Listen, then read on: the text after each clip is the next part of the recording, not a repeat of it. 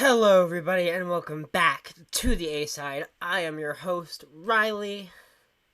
And hey, it's been a while. I'm here reacting to The Dreaming by Kate Bush. You all wanted me to do it. All 1.7 thousand of you. What?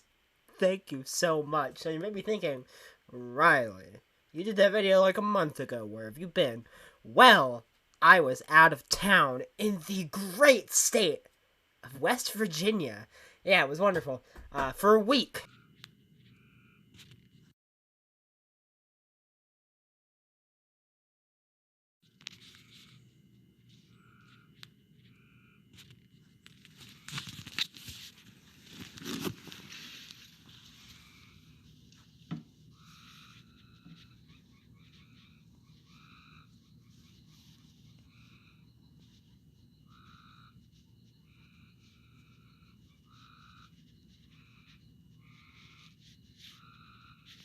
And I came back. And even better than West Virginia was the ear infection I had. So, for like a solid 2 weeks, maybe, I couldn't hear out of my left ear. And I didn't want to do a music reaction with only half of my hearing. I figured that probably wouldn't have been super fair. But it's getting better. It's good enough now. I can hear out of it that I can react to this. And on the bright side, while I was away, I was working on not one, but two videos I've been writing. One should be out pretty soon. The other, I have no idea because I've been working on it for a long time, but it's a lot further along than it was. If you want to know what those are, I'll just go ahead and tell you. So if you want to stick around, I'm going to be ranking OneRepublic's albums and ranking every single #1 hit from the 2010s, all 116 of them. Those two videos I've been working on. Those should be out hopefully sometime this year. The OneRepublic video should be very soon. The other one, I don't know, because it's a lot of writing. But if you are new around here, go ahead and hit that subscribe button. It's free, and you can always unsubscribe later if you want. Now, a lot has happened in my life since that Kate Bush video. I don't know, it's only been like a month, and a lot has happened. But I'm finally here to listen to Dreaming. All of you told me how good it was, and that this is a pretty crazy, like, experimental album. So we'll see. Let's do it. Let's get right into it. First track, Sat in Your Lap.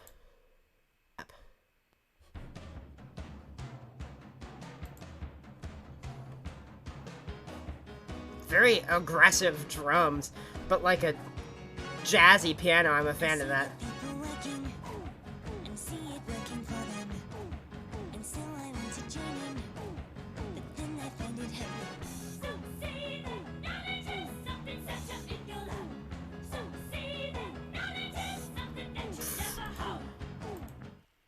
Those super aggressive vocals right off the bat. Well, I don't think her voice here is quite as rich as it would be on Hounds for Love, obviously, because she would develop more. It definitely has a very kind of aggressive and passion and uniqueness to it that I came to love Kate Bush for on Hounds of Love. I see that people happy, so can it happen for me?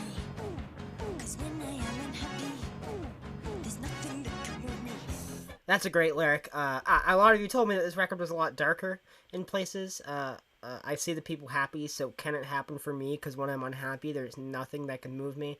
You know, a very relatable lyric, definitely. The idea of, you already being unhappy and then seeing other people so happy and successful, it kind of just puts you more and more in a hole, and you have a longing of when can that be me? Not necessarily mad because these people are happy, but, waiting for it to be your turn.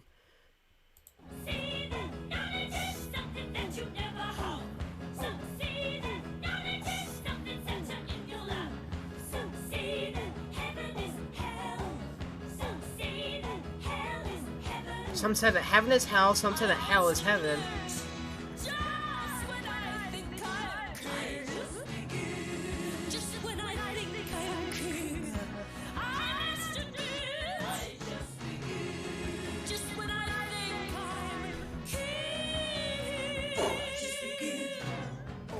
That scared me, actually.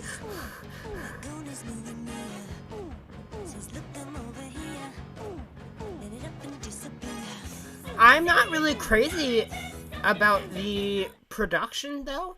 It still sounds pretty good. I definitely find the really, like, bestial drums interesting. They're very hard hitting.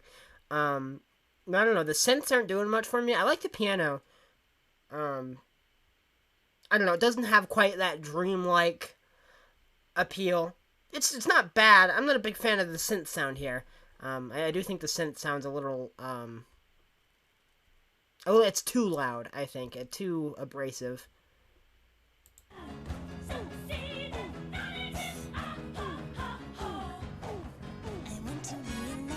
The I don't know. It just sounds too fake, compressed. I mean, it sounds like one of the first settings, like a Casio.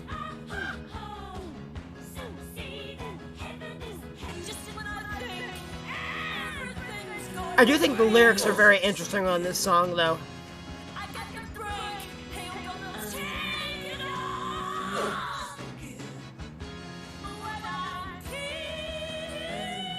These upcoming lyrics seem interesting, too. I like the way she said that. In my dome of ivory.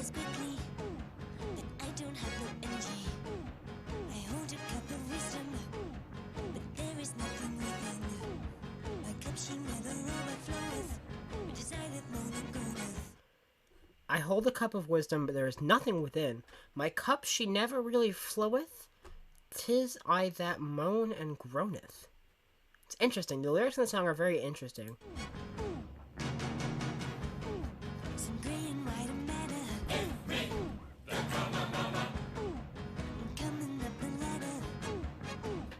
So, that was an interesting song. I just want to look at the lyrics real quick. I didn't really care for it musically all that much. I thought the keyboard sound was not for me. I thought it sounded very just so stereotypically 80s, so cheesy, so like compressed and fake. It really sounds like the first. It sounds cheap. That's the best word I can think of. That keyboard really sounded cheap. I know it's her first record. I think it's her first record. You know what? Wikipedia time. We're on Wikipedia. We're on Wikipedia. We're on Wikipedia. I wonder what it says. Oh, The Dreaming is the fourth studio album. I could have sworn someone said it was her first. Okay. It's her fourth studio album. In 1982, recorded over 2 years, the album was produced entirely by Bush and is often characterized by her uncommercial and experimental release. Oh, her most uncommercial and experimental release. Really? Less than its predecessors and met with mixed critical reception. Critical standing of this album has improved significantly in recent decades, so it's had a bit of a Pinkerton effect. The 24th greatest album made by a female, according to the public poll conducted by NPR Ranking. I wonder what number one is. That might be something to react to sometime. Interesting. So it's her fourth album.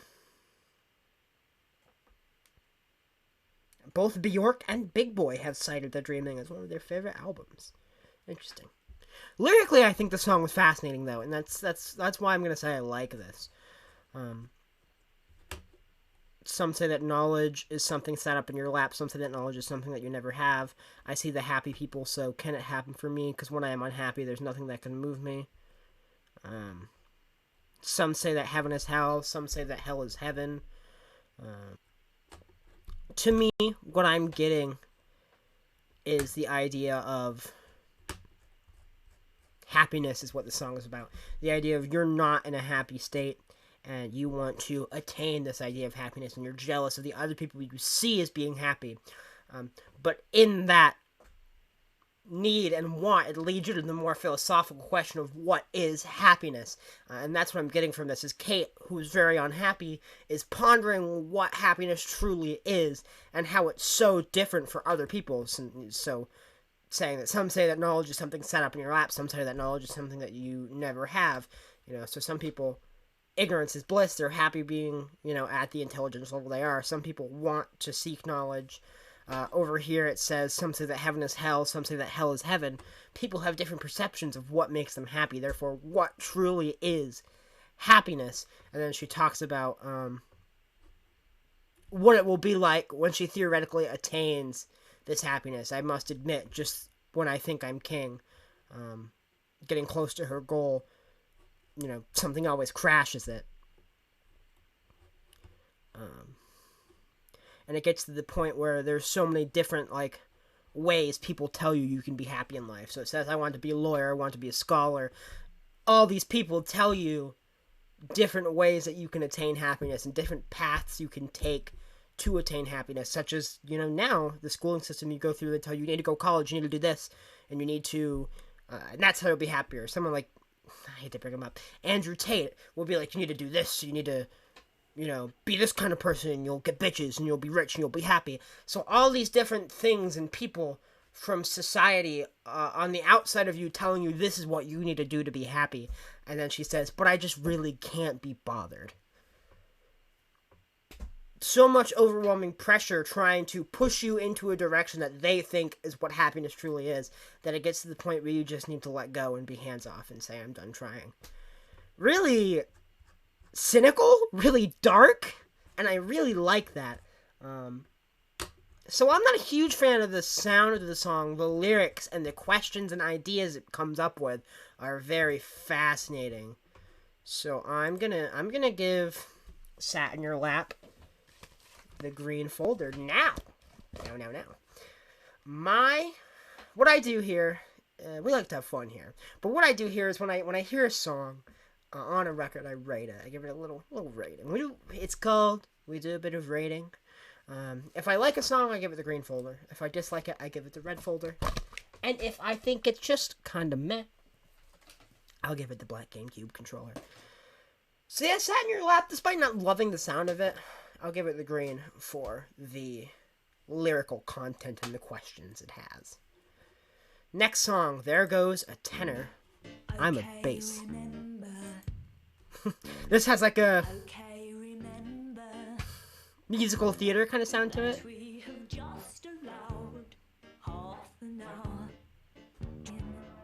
Interesting. So, on the last song, I didn't like the kind of really fake sounding keyboard, but here they've got these really obviously synthetic brass, and I like that. I think the super obviously fake brass makes for a really interesting sound where it kind of feels purposely cheap,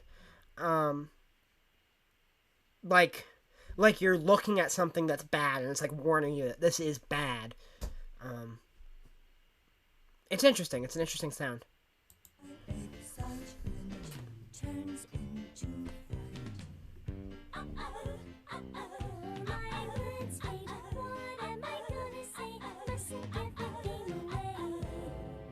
Her vocal,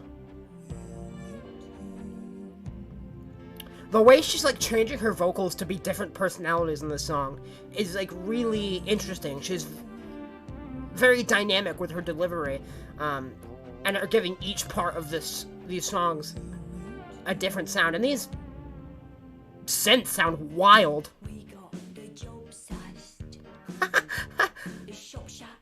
The Cockney accent is really funny.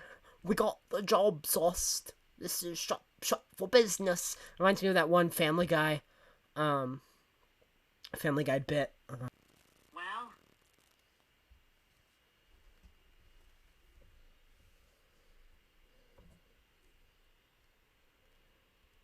that's the end of Puss. He was the best cat anyone ever had. Hey, Lois, what do you say we go downtown and buy a dog? Hey, wait a minute. You already have a dog. So long, Puss. We'll miss you. It's going to be quite a different place with him gone, that's for true.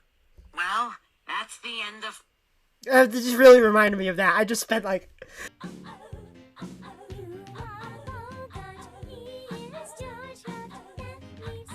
her vocal delivery is so dynamic. She's channeling so many different personalities with her vocals. And I love these weird synths.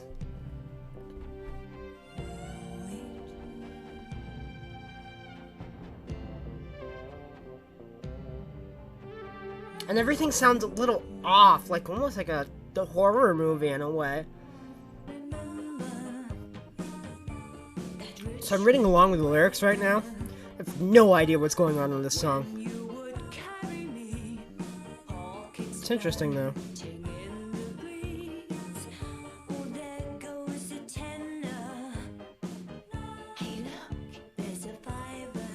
Fiverr? Like Fiverr Jesus?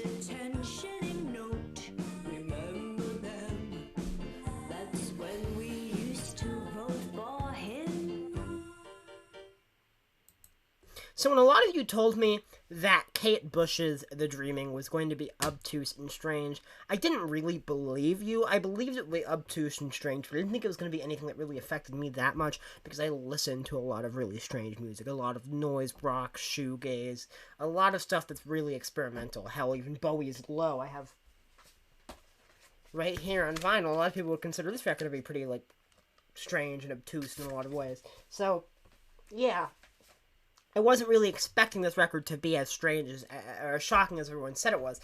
But it really is a very odd sounding album. There really is. I don't think I've ever really heard anything like this. And, while I like the sound of that song, it's nothing I would ever want to listen to on my own time. I don't think I would ever listen to There Goes a Tenor on my own because I want to. Whereas after hearing Hounds of Love, I kept coming back to that record. Songs like Mother Stands for Comfort and, of course, Running Up That Hill come back to quite a bit. This I don't think I could ever see myself coming back to.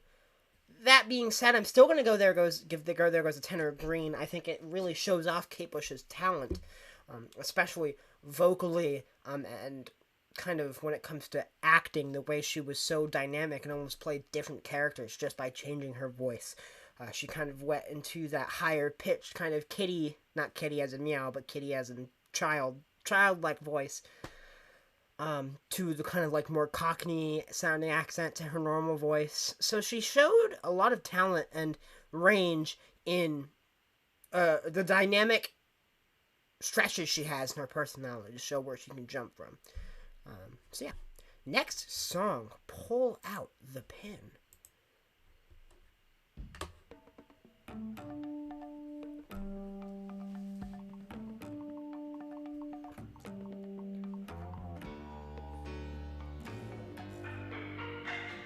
Oh, this one has a really psychedelic feel to it. Those synths are awesome.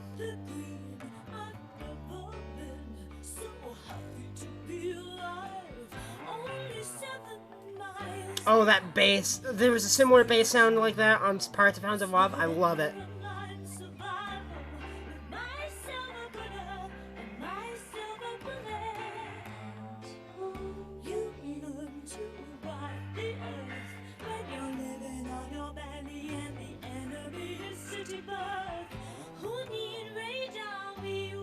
The sound of the song is amazing.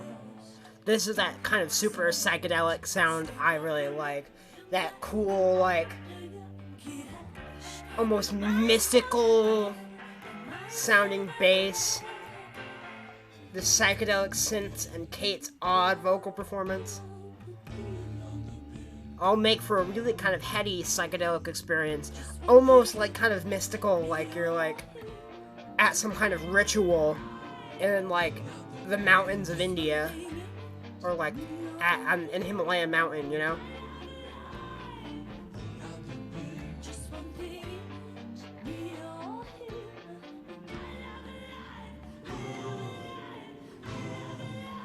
That's interesting. The repeated screaming of I love life, I love life, I love life. Like she's trying to really affirm to herself that she does love life or that she wants to hold on to it. Even though maybe she doesn't really believe it. So she's trying to scream and repeat. Just keep repeating it while screaming it, trying to really just affirm it in her mind. And maybe it's not working.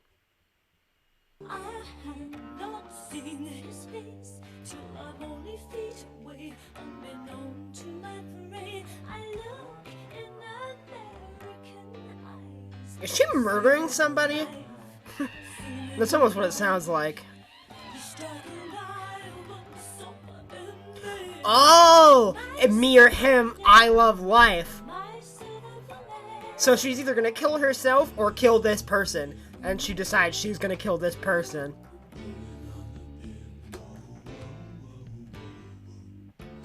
So I love life isn't her affirming to herself. It's her angrily justifying what she's about to do.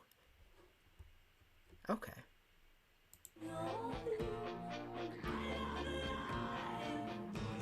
Me or him, I love life. And then the pull out the pin is like the devil on your shoulder whispering you, pull out the pin. Do it. Do it. Do it. Interesting. And I wonder if that pin is like maybe some kind of... like a pin holding like a safety on like a trigger guard or something. Because she said she has a silver bullet.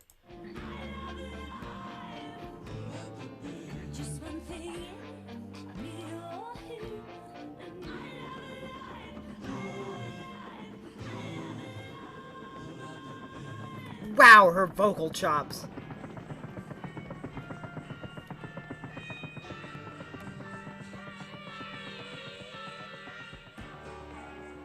The song definitely has a dark feel to it. Kind of a dark psychedelia. I like that. Piano sounds great throughout this record. Oh, the way she screams that is filled with such a passion and energy. I feel like Kate Bush could be an amazing stage actress.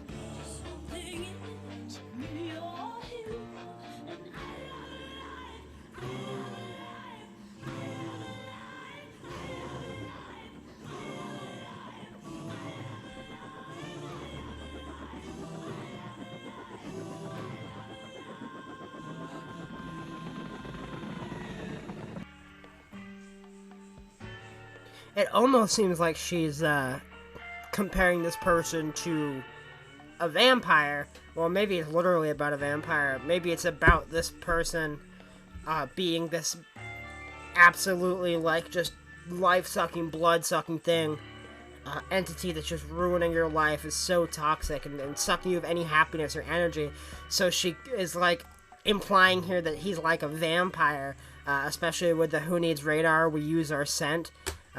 They stink of the West, stink of sweat, and the line about the enemy are city births, the people born in cities, and then of course the silver bullet, and then with my silver Buddha, not necessarily being typically it's crosses and holy water, but it's still religious symbolry.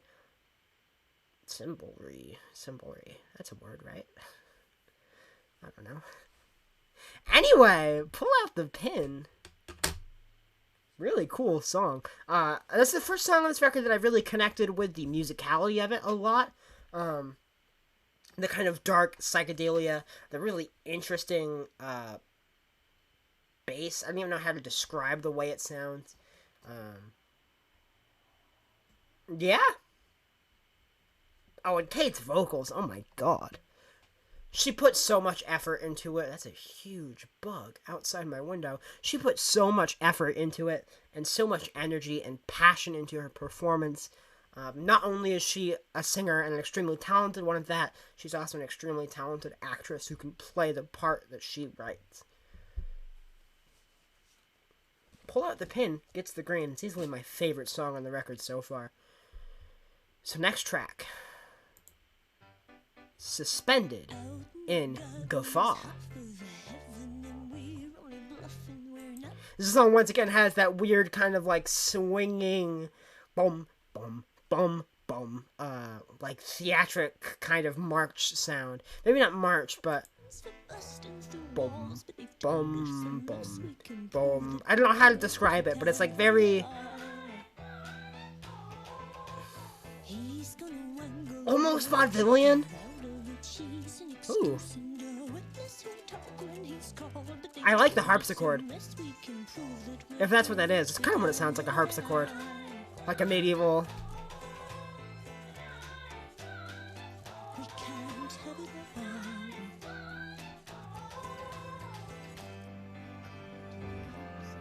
You caught a glimpse of God, but did you make a deal with him?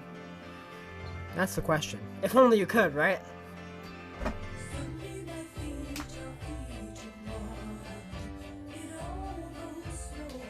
You know what this almost sounds like?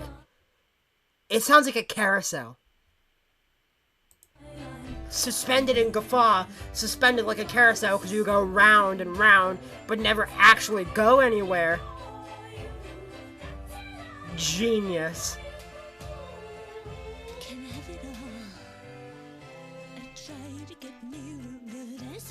That's what it reminds me of. It's like a carousel or a carnival ride. You go around and around and around, but you don't really go anywhere. You're stuck there.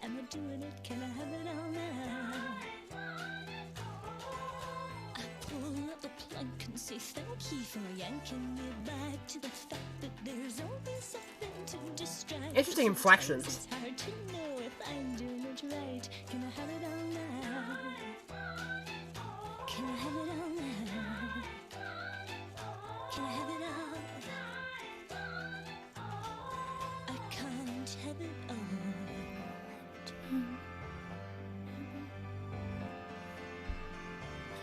The backing vocals there of the "We All Have a Dream" maybe is interesting because it sounds like they're being just like she's saying it through like a whimper.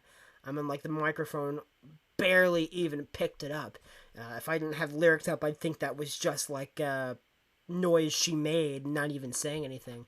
Such an interesting choice.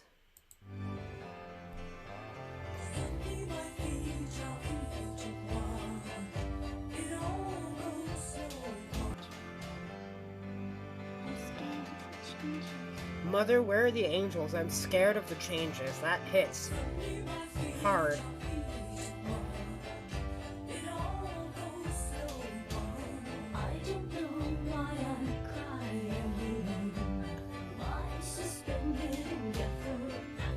Gaffa, not Gaffa. What is Gaffa?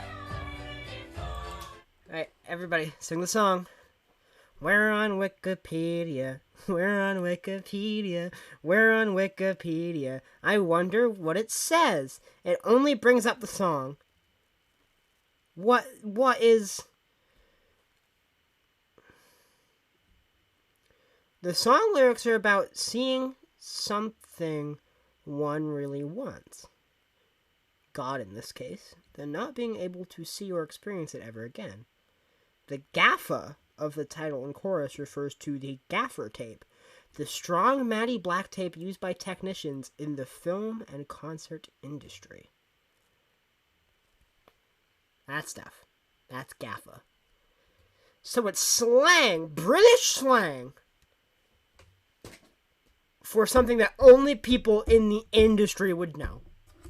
Thank you, Kate. Very cool. I'm learning so much today.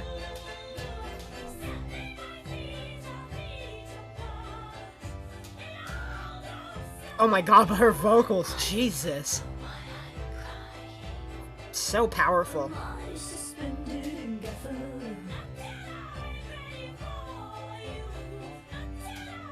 You can hear the power and like growl in that. Suspended in Gaffa gets a green from me. I really like the sound of that song, the way it was like a dark kind of carnival, specifically like a carousel. It reminded me a lot of like you go to a carousel and they play the carousel music like at Disney World, right? If you've ever been to the carousel at Disney World or like at a Six Flags, they got the specific music that plays and it's very like kind of fairy tale-y, carnival-y, and medieval-y, and it reminds me of that. And a song about being suspended, stuck in one place despite still, living your life is like a carousel. So it's interesting the way that, on a carousel you're moving, but you still pretty much stay in one place. You're going in circles. So it's interesting how the sound of the song reflects the themes of being stuck despite living continually, like living on. You're still stuck in the same place or the same mindset. Even though I don't know what... Oh, suspended in Gaffa like she's stuck in tape. Man, do I feel stupid right now. Anyway, good song. Is this the last one for today? Leave it open. Yeah, this is the last one for today. Once again, the drumming has been very solid on this record.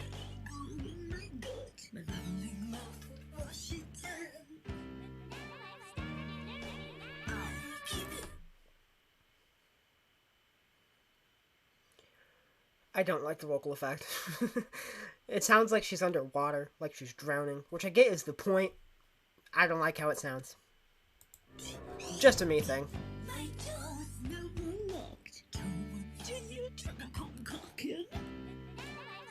Bro, Kate is like so violent on this record. This is like the third time she's mentioned like a gun doing something. Like, did she like? Is this like a secret murder confession?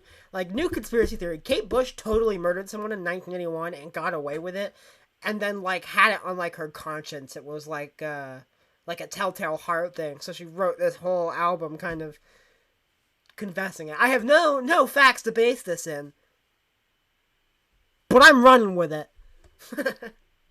And no, I'm kidding. I'm sure Kate Bush is a lovely lady.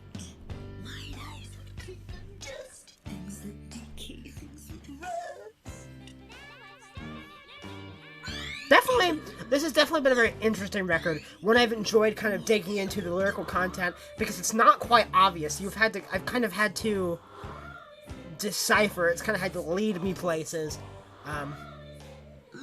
And the instrumentation, while not being quite as lush or beautiful as Hounds of Love, I still think it's been very unique and very interesting to hear. I haven't heard much that sounds like this record ever before.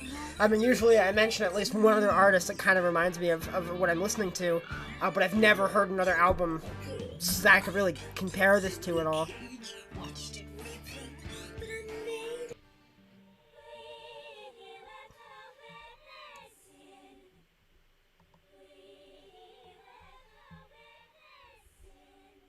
Yeah, Kate, you definitely let the weirdness in. So I'm gonna give Leave It Open the green. Not the best song on the record, but enjoyable. And that's kind of my whole thing with this album, is the experimentation is very fascinating. And so is the lyrical content. I think has been especially fascinating to kind of dig into on some of these songs. Let me pull up the list of the songs. Like Pull Out the Pin, Suspended in Gaffa, even Sat in Your Lap. The lyrical content of those songs are very interesting to dive in, even if, like, on Sat in Your Lap I didn't super love how it sounded. Same with Leave It Open. Actually, I take that back. I'm gonna give Leave It Open the Black GameCube controller, because I did not like those vocal effects at the beginning. I wouldn't ever want to listen to that again.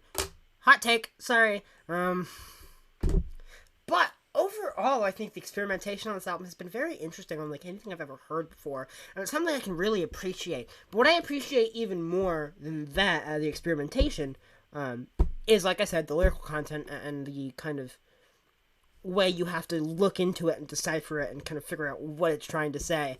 But even more than that is Kate's performance. Her vocals, of course, are always amazing. The amount of passion and energy she puts into it. But also her performance itself as an actress. She really sells these songs and really puts a lot of energy and life into it. And she really gets into the character she writes and therefore really brings the emotion out. And that's part of, I think, what makes her music so unforgettable. Definitely not enjoying it nearly as much as I enjoyed Hounds of Love. Definitely not an album I would come back to a lot, but one I can definitely say is pretty good, and one I can appreciate for its experimentation. So that's the first half. Wow, this video was long. Anyway, stay tuned for part 2. Subscribe if you haven't, it's free. You can always unsubscribe later if you want. I mean, who wouldn't? Part 2 is coming. And maybe I'll react to more Kate Bush in the future. Anyway, thank you for watching. And I'll see you all next time. Oh, leave a like if you want part 2 as well.